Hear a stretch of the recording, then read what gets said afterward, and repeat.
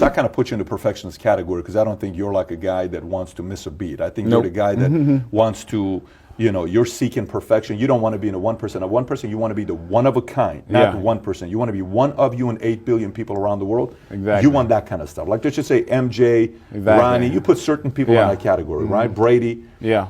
They all remember the one loss or the one moment or the one victory, you know, like the most painful, most rewarding.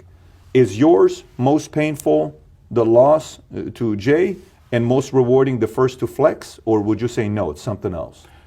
Something else. What would it be? My most painful was losing to Lee Priest. At which one? The Pro? The Iron Pro? 97 Ironman Pro. You got third, he got second, I think, right? Yeah. Or something like that. Yeah. That was the most painful. Yeah, because I had quit after that. Well, the next show I quit. Until quickly reminded myself I got a free membership to the gym because of this thing. I don't want to lose it. That's simple, man. You're simple, going back to your basic principles. Yeah. What bothered you about losing to Lee, out of everybody? He was a little guy. I was a big guy. Losing to a 5'4" guy was kind of... Yeah. Kind of depressing. I mean, losing to Jay wasn't the thing about losing to Jay, was just me losing, you know. Because I had won 8 in a row, so that didn't even factor into the equation. And I could lose to Jay any day. Jay is a lovable guy, you know. I love Jay. He's one of the best guys out there in the sport. Him and Kai and Lee Haney, you know. So if that's the most painful with you and Lee, I think you lost 5 times that year to him, or the year before, to Priest. It was like 5 different events that had happened to. So I was 5 times depressed. 5 times depressed. So was it a real legitimate chance of you quitting, or no?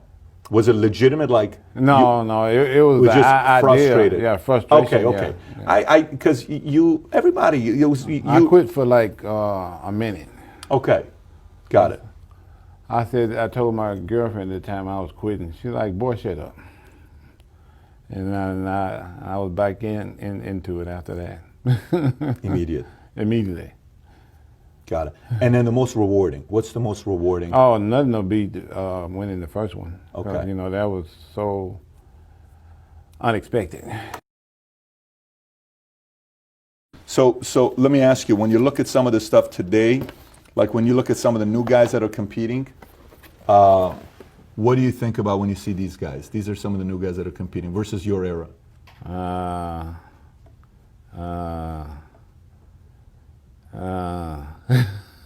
don't see it. Really? Meaning they wouldn't be able to compete in your era at all? No, they wouldn't make the top 5. Did you hear what Yates said about Brandon Curry, or no? No, I didn't hear. What did he say? You seriously didn't hear what Yates said about it? No, I don't really keep up with Yates was nothing. sitting right here just a month and a half ago, I want to say, something like that. And Yates said Curry wouldn't have placed in the top 6 in his era. Brandon Curry, at this physique, he definitely wouldn't place in the top 6. He wouldn't place in the top 6 in the 90s? No. He says Curry, meaning in the era that he came prior to you and then you came afterwards? I have to kind of agree with that. You do kind of agree with him? Yeah. Do you and Yates typically agree on things? No, I don't. Okay, I don't so really this is a first where you and Yates agree. That's pretty interesting. And what's the biggest thing when you see that, where you say it's not at our?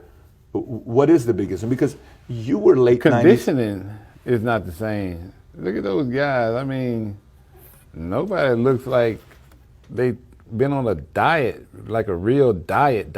How do you judge that? What are you looking at? What's your eyes looking at? Honestly, what's your eyes looking at? Because to nobody really looks in shape, you know. Nobody really looks in shape. They look okay, you know.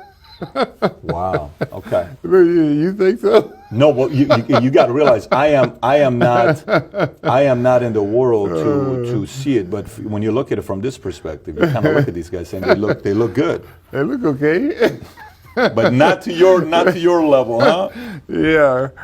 You put them next to me, Flex, Kevin, and Sean, guys like that, you like, whoa, it's a big difference. Who do you, any of the guys you faced? Who do you Oh, think would have? they gonna beat none of the guys I faced. So let me ask you: could Nasser beaten all these guys?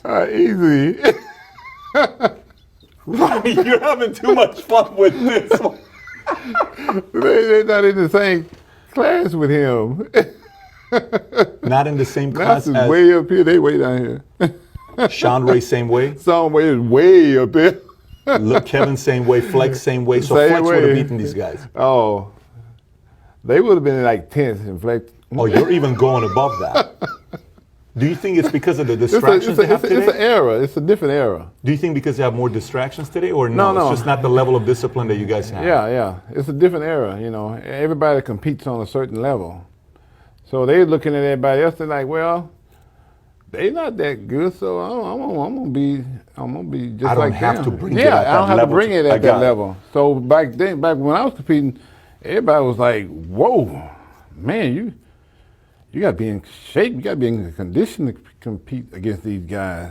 So I gotta take it to another level. But Ronnie, you would put Phil at the level of Phil Heath Oh, yeah, at the Phil, level yeah, of you yeah. guys competing. Oh, yeah. Okay, so Phil was competing.